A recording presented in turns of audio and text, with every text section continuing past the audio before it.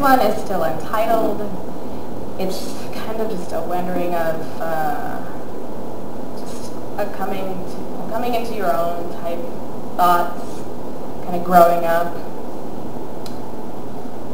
This fictitious, omniscient they produced tragedies that weighed so heavy, Greek epics seemed like Disney plays, boxed inside arenas that masked my 2020 vision, the obsessive, compulsive desire to be validated. The Cyclops sees with one eye. That's all I remember from my Greek mask-making project. The Cyclops apparently didn't have a heart. The Clash of the Titans was glorious, the original. Much of it I don't even recall. Maybe it was the idea that stuck with me, the adventurous attacks and predictable triumphs, sword fights floating across the Technicolor screen. It was magic. Let my people go. No, that was the Ten Commandments. It's all the same. It's all triumph as performed by that Titan guy with the beard. Being the victor in our adventure doesn't feel nearly as triumphant as what triumph looks like in the movie classics.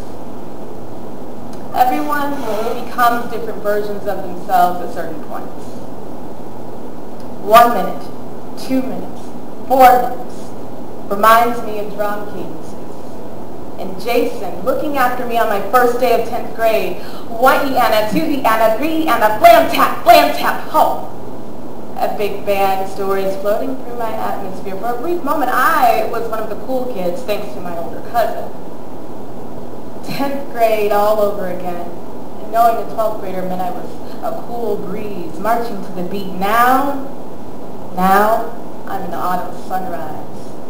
Bearing leaves that can't keep rhythm, floating and frolicking amongst the frogs and the skunks, wandering and whispering between willows that bobs to the hymns of my heart, dropping pieces of where I once marched, injecting rim shots in the quiet breeze, getting lost in legato trance, all the while looking for the crumbs, old band memories, the cousin that I looked up to in the 10th grade, reminding me of paradiddles, drum cadences, the first day of high school all over again.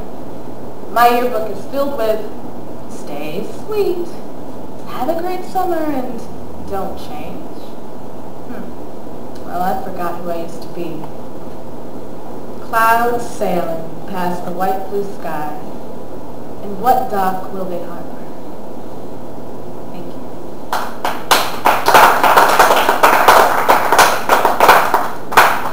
And the next one is prosy. It is a silly, whimsical open letter to Carl Sandburg, which is kind of a childhood hero for me. All right. Dear Carl Sandburg, I don't know what you were like, but I imagine that you would have liked or been concerned with some of the normal stuff, like toast and coffee. What I mean is, in all your normalness, you managed to somehow trump that and become this prolific American literary hero. That's ridiculous, Carl Sandburg. That's bananas. You went from normal guy that enjoys toast and maybe sometimes coffee to a larger than literary giant. Okay, in my mind, that's kind of ridiculous. I mean, we all know it, but it's part of our history now, but it just seems crazy. I don't think that's why you wanted to write. The writing could not have come from a place of, man, I want to be this great American literary hero. You are, though. Chicago places you among their greats.